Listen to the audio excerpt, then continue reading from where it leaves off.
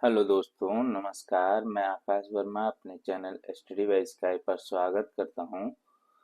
दोस्तों, पिछले वीडियो में जो करंट अफेयर्स का वीडियो था, काफ़ी अच्छा आप लोगों का रिस्पांस रहा और काफ़ी लोग मेरे चैनल को सब्सक्राइब किए। बहुत बहुत धन्यवाद जिन लोगों ने सब्सक्राइब किया, अपने फैमिली से जुड़े।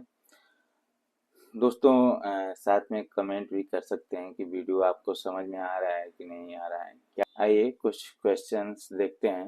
पहले आपको थोड़ा सा मोटिवेट कर देते हैं और क्या करना चाहिए वो चीज़ ध्यान में रखना चाहिए आपको कि क्या हमको तैयारी के दौरान क्या करना चाहिए। सबसे पहली चीज़ निरंतरता में कमी। मैं देखता हूँ कि देखिए, मैं भी बहुत ही मतलब सामान्य परिवार से और बिल्कुल जो आसपास में गांव में मैं देखता था कि लोग जाते थे गोरखपुर तैयारी करने। गए हैं तैयारी करने और हर 15 दिन पे भाग करके घर चले आते थे, फिर 5 दिन बिताते थे, फिर वापस जाते थे।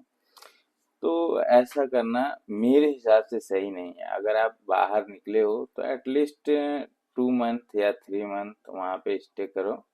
कंटिन्यूटी बहुत जरूरी है किसी काम के लिए। अगर आप सफल होना चाह रहे हैं तो सबसे पहली चीज है निरंतरता। आप कंटिन्यूअस बने रहिए, तभी किसी काम को फोकस कर पाएंगे और उसमें एक्यूरेसी देखने को मिलेगा आपको।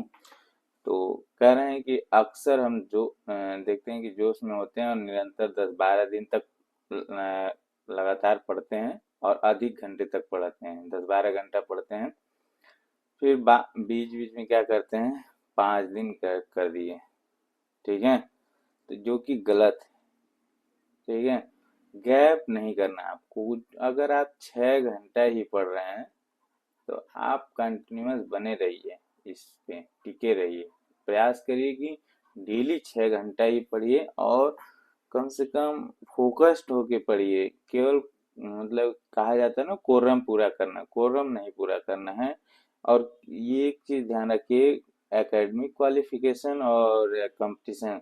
आप कंपटीशन का जो क्वालिफिकेशन है, तैयारी करते हैं, उसमें आप अगर दिखावा करते हैं कि मैं पढ़ रहा हूँ, किसी को दिखा रहे हैं, अपने पेरेंट्स को दिखा रहे हैं, अपने फ्रेंड्स को दिखा रहे हैं, तो उसमें केवल किताब लेके बैठे रहने से फायदा नहीं होगा। ठीक है, तो ये है आपका कि मतलब अगर पढ़ाई में जुटे हैं, कंपटीशन की तैयारी करें, चाहे किसी भी फील्ड की, चाहे एसएससी हो, चाहे यूपी ट्रिपल एससी हो, किसी भी फील्ड की अगर आप तैयारी कर रहे हैं तो उसमें निरंतरता बहुत जरूरी है क्वालिफाई करने के लिए एग्जाम को। ठीक है, आइए अब देख लेते हैं आगे अपना क्वेश्चन। आज बहुत इंपॉर्टेंट क्वेश्चन देख लेते हैं।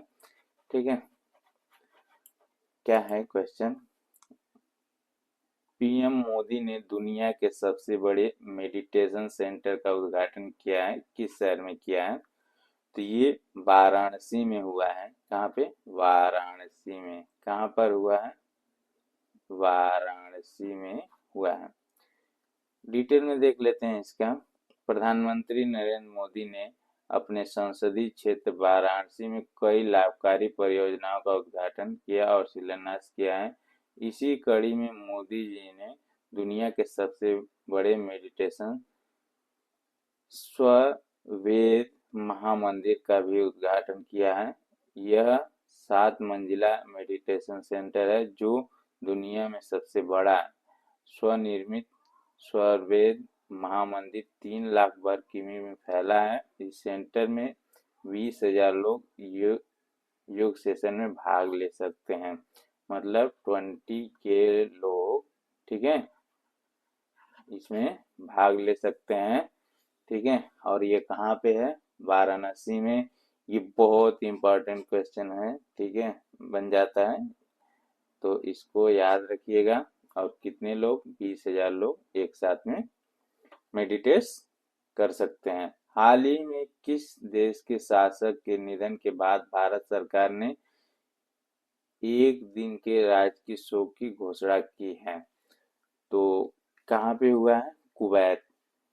कुवैत में। ठीक है, कुवैत के अमीर शेख नवाफ अल अहमद अल जबर अल सवा के निधन पर भारत सरकार ने रविवार 17 दिसंबर को एक दिन के राजकीय शोक की घोषणा की। अमीर का शनिवार को 86 वर्ष की उम्र में निधन हो गया। केंद्रीय गृह मंत्रालय ने सभी राज्यों को इसके संबंध में संदेश भेजा था। कुवैत एक खाड़ी देश है जिसकी राजधानी कुवैत सिटी है। कुवैत सिटी है। ठीक है। टेस्ट क्रिकेट में 500 या उससे अधिक विकेट लेने वाले दुनिया के 8वें गेंदबाज कौन बने हैं? कौन बने हैं? Nathan Lyon. ठीक है। ऑस्ट्रेलिया के अनुभवी spinner Nathan Lyon test cricket में 500 या उससे अधिक विकेट लेने वाले दुनिया के 8वें गेंदबाज बन गए और पाकिस्तान के खिलाफ पर्थ टेस्ट में उन्होंने यह उपलब्धि हासिल की है। वो ऑस्ट्रेलिया की ओर से 500 और उससे अधिक विकेट लेने वाले तीसरे गेंदबाज बन गए हैं। ठीक है। अंतर्राष्ट्रीय प्रवासी दिवस प्रतिवर्ष कब मनाया जाता है? तो अंतर्राष्ट्रीय प्रवासी दिवस कब मनाया जाता है? 18 दिसंबर को। कब मनाया जाता है? 18 दिसंबर को। कब मनाया जाता है? 18 दिसंबर को। अंतर्राष्ट्रीय प्रवासी दिवस 18 दिसंबर को मनाया जाता है। यह दिवस प्रवासियों के सामने आने वाली चुनौतियों के समाधान में महत्वपूर्ण योगदान की सराहना करने के लिए यह दिवस मनाया जाता है। अंतर्राष्ट्रीय प्रवासी दिवस 2023 का थीम है सुरक्षित प्रवासन बढ़ावा देना, प्रमोटिंग सेफ माइग्रेशन। इसको बनाए रखने की शुरुआत किस सन में हुई थी? सन 2000 में हुआ था। नेक्स्ट क्वेश्चन देखते हैं। इजरायली सरकार ने किस भारत में नए राजदूत को किसे भारत में नए राजदूत के रूप में नियुक्त किया है? किसे नियुक्त किया है? रूबेन अजार को। रूबेन अजार को। ऑप्शन सी सही है, रूबेन अजार। आइए जान लेते हैं रूबेन अजार के बारे में। इजरायली सरकार ने हाल ही में भारत में नए राजदूत के रूप में रूबेन अजार की नियुक्ति की है और इजरायली विदेश मंत्रालय ने एक बयान में यह भी बताया कि रूबेन श्रीलंका और भूटान में अनिवासी राजदूत के रूप में भी कार्य करेंगे। अजार वर्तमान में रोमानिया में इजराइल के राजदूत के रूप में कार्यरत हैं। वह नायोर गिलोन की जगह लेंगे। 2021 में भारत में इजराइल के राजदूत के रूप में कार्यरत हैं। ठीक है। रूबेन अजार आज का न्यूज देख लीजिए। किस ऊंची चोटी माउंट विशन पर सफल चढ़ाई की है? तो शेख हसन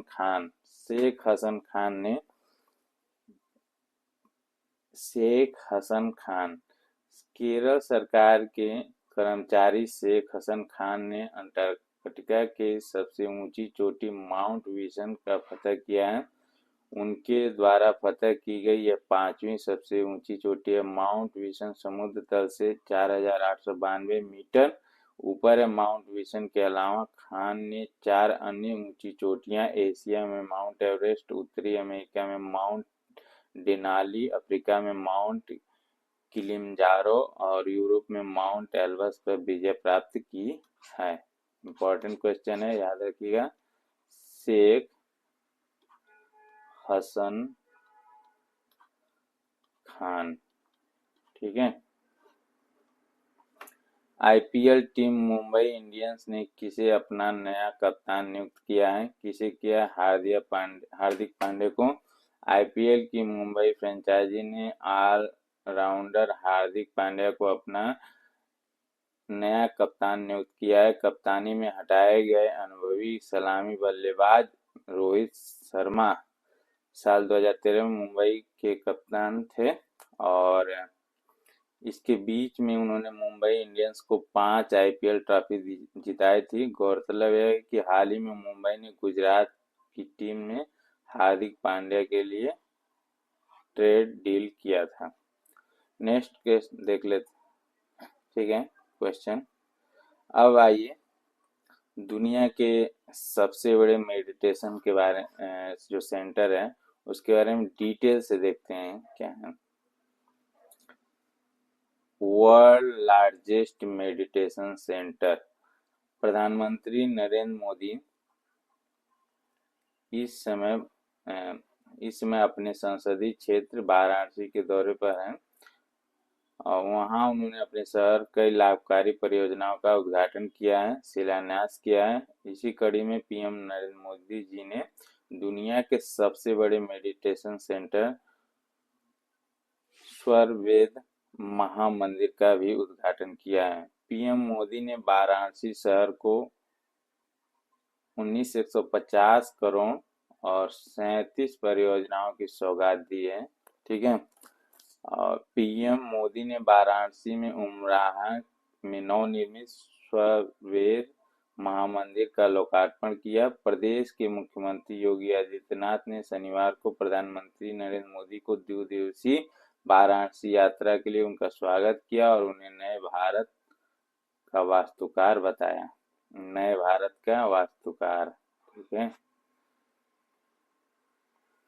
पीएम मोदी ने 17 दिसंबर को दोपहर करीब 3:30 पर विकसित भारत संकल्प यात्रा में हिस्सा लिया और करीब 5:15 पर नमो घाट पर काशी तमिल संगमम 2023 का उद्घाटन किया। ये पूछेगा, ये बिल्कुल तमिल वर्ड यूज हुआ है, लोगों को लगेगा कि ये प्रोग्राम तमिलनाडु में हुआ है, बट याद रखिएगा।